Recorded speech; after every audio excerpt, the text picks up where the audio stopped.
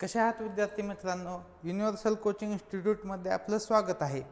तर आज आपण मागे म्हणल्याप्रमाणे जे मराठीची टेस्ट आपण घेत आहोत, तर ही टेस्ट नंबर 3 असणार आहे आणि अशा आपण जवळपास 60 टेस्ट घेणार आहोत की जेणेकरून ज्या येणाऱ्या परीक्षा आहेत, ज्या कोणत्या आहेत, टेटची परीक्षा आहे, टीईटी आहे, सर्व सरळ सेवा आहेत किंवा TCS IBPS पॅटर्ननी ज्या परीक्षा होतात त्या सर्व परीक्षा, पोलीस भरती, MPSC मध्ये पण काही प्रश्न यातील रिपीट होण्याची शक्यता आहे। तर असे सर्व प्रश्न आपण घेणार आहोत। तर चला चालू करूया। पहिला प्रश्न, पुढील वाक्प्रचाराचा अर्थ सांगा। दावा करणे। दावा करणे म्हणजे काय? मदतीसाठी विनवणी करणे असा त्याचा अर्थ असतो। तर बघा प्रश्न, त्याचं उत्तर काय येईल? पर्याय क्रमांक 4 हे त्याचं उत्तर येईल। ते आपल्याला लगेच दिसते की पर्याय क्रमांक 4 हे त्याचं उत्तर आहे। पुढील प्रश्न बघूया आपण। पुढील म्हणीचा अर्थ सांगा। खाईन तर तुपाशी, नाही तर राहील उपाशी। तर बघा म्हणजे काय की आपल्याला एखादी गोष्ट पाहिजे असेल तीच मिळली तर समाधान, नाही तर आपण ते गोष्ट नाही मिळली तर काहीच करणार नाही असा त्याचा अर्थ होतो। उपास करायची तयारी असणे हे चुकीचं आहे। इच्छित गोष्ट न मिळाला समझोता न करता हव्या असलेल्या गोष्टीसाठी अडून राहणे हे याचे योग्य उत्तर असेल। पुढील प्रश्न बघा। पुढील वाक्प्रचार कोणत्या वाक्यात बरोबर वापरला आहे? शंख करणे। शंख करणे म्हणजे काय? गोंधळ करणे, परत कालवा करणे असा त्याचा अर्थ होतो। तर बघा, माझ्या घरापुढे कितीही शंख केलास तर मी दार उघडणार नाही हे याचे योग्य वाक्यात उपयोग असेल। पर्याय क्रमांक 2 हे या प्रश्नाचे उत्तर असेल। पुढील प्रश्न बघूया आपण। वासरमणी हा समानार्थी शब्द कशासाठी आहे? हा लक्षात ठेवा। सूर्य ह्या शब्दासाठी वासरमणी हा शब्द आहे। बापू गुरुजीच्या लहानपणी गावात शाळा नव्हती। वाक्याचा प्रकार ओळखा। बघा ह्या वाक्यामध्ये प्रश्न आहे का? नाही, काहीच नाही। होकारार्थी, उद्गारार्थी असं पण काही नाही। एक स्ट्रेट स्टेटमेंट आहे, ते आहे विधानार्थी। आता बघा समासाचा योग्य विग्रह लोकप्रतिनिधी, तो काय असेल? लोकांचा प्रतिनिधी हे या प्रश्नाचे उत्तर असेल। प्रयोग ओळखा। आरशातील स्त्रीने मला विचारले। बघा यातील आरशातील हा शब्द आपल्याला काहीच करायचं नाही। स्त्रीने मला विचारले असा असेल। आता स्त्री ह्या शब्दाला काय लागलेला आहे? प्रत्यय लागलेला आहे। मी ह्या शब्दाला प्रत्यय लागून मला झाले आहे, म्हणजे कर्त्याला प्रत्यय, कर्माला प्रत्यय, म्हणजे हे काय असेल? बाहवे। पर्याय क्रमांक 3 हे या प्रश्नाचे उत्तर असेल। पुढील प्रश्न बघूया। प्रश्न क्रमांक 8, संकटांना तोंड देणे म्हणजेच काय? संकटांचा सामना करणे। पुढील शब्दाचा योग्य अर्थ सांगा। दुरापास्त।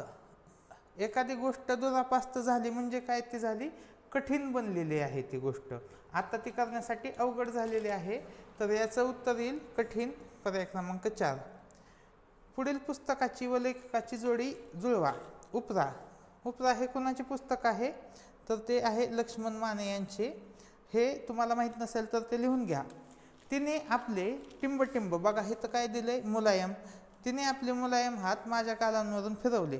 पुढील शब्दाचा विरुद्धार्थी शब्द रिकाम्या जागेत भरा। आता मुलायमचा विरुद्धार्थी शब्द काय असेल? खरखरीत हा या मुलायम शब्दाचा विरुद्धार्थी शब्द असेल। पुढील प्रश्न बघूया आपण। विधू। विधू या शब्दाचा समानार्थी शब्द काय आहे? चंद्र। नसेल लक्षात तर तो लिहून ठेवा, महत्त्वाचा आहे। पुढील शब्दाचा योग्य अर्थ सांगा। भाट। भाट ह्या शब्दाचा योग्य समानार्थी शब्द आहे स्तुतिपाठक। माहीत नसेल तर लिहून घ्या। पुढील 2 केवळ वाक्यांमध्ये योग्य अव्यय वापरून संयुक्त वाक्य तयार करा। लहान मुलं आनंदी वृत्तीची असतात। लहान मुलं आनंदी वृत्तीचीच असतात म्हणून ती आनंद घेण्यात तरबेज असतात। म्हणून ते आनंद घेण्यात तरबेज असतात। जर हे वाक्य, जर हे बघा, हे 1 नंबरचं स्टेटमेंट आहे, हे 1 नंबरचं स्टेटमेंट आणि हे 2 नंबरचं स्टेटमेंट। जर 2 नंबरचं स्टेटमेंट मी पहिल्यांदा घेतलं, कसं बनेल ते वाक्य? लहान मुलं आनंद घेण्यात तरबेज असतात कारण ती आनंदी वृत्तीची असतात असं येईल। पण ह्याचा सिक्वेन्स जर असा राहिला, लहान मुलं आनंदी वृत्तीची असतात म्हणून ते आनंद घेण्यात तरबेज असतात, म्हणून याचं उत्तर काय येईल? पर्याय क्रमांक 3। तर या प्रश्नामध्ये फक्त 2च उत्तर येऊ शकतात, म्हणून आणि कारण। फक्त सिक्वेन्स बघायचा, की सिक्वेन्स कोणता आहे त्यानुसार ते उत्तर असेल. या प्रश्नामध्ये 14व्या नंबरच्या प्रश्नामध्ये सिक्वेन्सनुसार योग्य काय बसत होतं म्हणून आपलं उत्तर ते येईल. म्हणून बघा 15 नंबरचा प्रश्न, दिठी हा महत्त्वाचा वाक्य आहे. दिठी हा महत्त्वाचा शब्द आहे, त्याचा समानार्थी शब्द असतो दृष्टी, हे लक्षात ठेवा. पुढील प्रश्न बघा, राम राम ठोकणे. राम राम ठोकणे या शब्दाचा अर्थ जवळपास काय की निघून जाणे असा होतो. तर बघूया, नोकरी शोधण्यासाठी त्याने गावाला राम राम ठोकला, तर हे या प्रश्नाचे योग्य उत्तर असेल. बाकी पर्याय चेक करण्याचीही गरज नाही, वाटल्यास तुम्ही वाचून घेऊ शकता. वाक्य विधानार्थी करा. हे वाक्य कसलं आहे बघा, उद्गारार्थी वाक्य आहे. मग ते कसलं करायचं आहे विधानार्थी? बघा हा काय आहे, प्रश्न चिन्ह, हा पण प्रश्न चिन्ह, हे पण उत्तर येणार नाही. हे तर काय म्हणले, नाहीत, हे कसलं झालं, नकारार्थी झालं. शेवटचं बघा, तुझ्या अंगात पुष्कळ हाडं आहेत, तर हे काय होईल, विधानार्थी वाक्य होईल. सहज सोप्या पद्धतीने ते सोडवता येईल. विरुद्धार्थी शब्द सांगा. दूषणचा विरुद्धार्थी शब्द. दूषण म्हणजे काय की एखाद्याची निंदा करणे, एखाद्याला नावं ठेवणे, ह्याला काय म्हणतात, दूषण. त्याच्या विरुद्धार्थी काय असेल, स्तुती. एखाद्याची स्तुती करणे हे दूषणच्या विरुद्धार्थी असेल. पुढील प्रश्न बघूया आपण, मळब. पुढील शब्दाचा वाक्यातील कोणता वापर बरोबर आहे?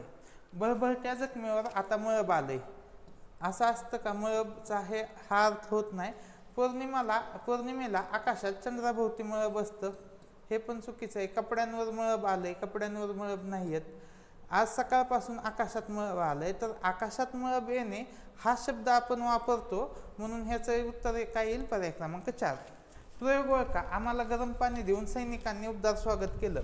बघा प्रयोगामध्ये काय असतं, कर्ता, कर्म आणि क्रियापद, ह्या तीनच गोष्टी महत्त्वाच्या असतात.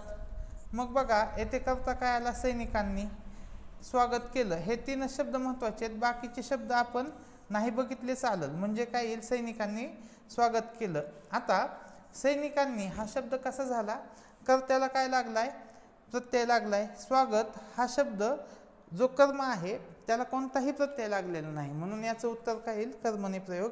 20 नंबरचं उत्तर येईल पर्याय क्रमांक 4.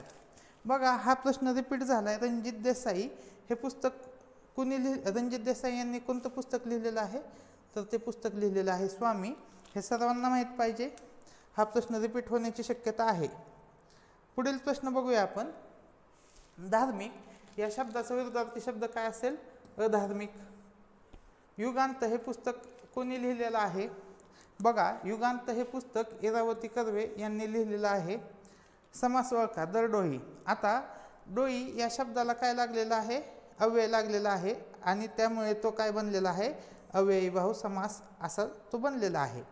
पुढील बघा समानार्थी शब्द कोणता आहे, खालील. पोवळे. पोवळे म्हणजेच काय, प्रवाळ. तर अशा पद्धतीचे आपले 25 प्रश्न आज झालेले आहेत. हे 25 प्रश्न मागे पडलेल्या TCS पॅटर्नच्या पेपरमधील आहेत. हे प्रश्न मी स्वतः बनवलेले नाहीत. हे प्रश्न TCSने घेतलेल्या वेगवेगळ्या एक्झाममधील प्रश्न आहेत, आणि त्या प्रश्नांची तयारी केली तर तुम्हाला वेगवेगळ्या परीक्षांसाठी फायदा होईल, म्हणून आपण ते प्रश्न घेत आहोत. तर हा व्हिडिओ कसा वाटला ते मला कमेंट सेक्शनमध्ये सांगा, आणि ही सिरीज तुम्हाला आवडते का हे पण मला सांगा. ही सिरीज अशीच चालू ठेवण्यासाठी आपला चॅनल सबस्क्राईब करा, आपल्या मित्रांनाही शेअर करा. धन्यवाद.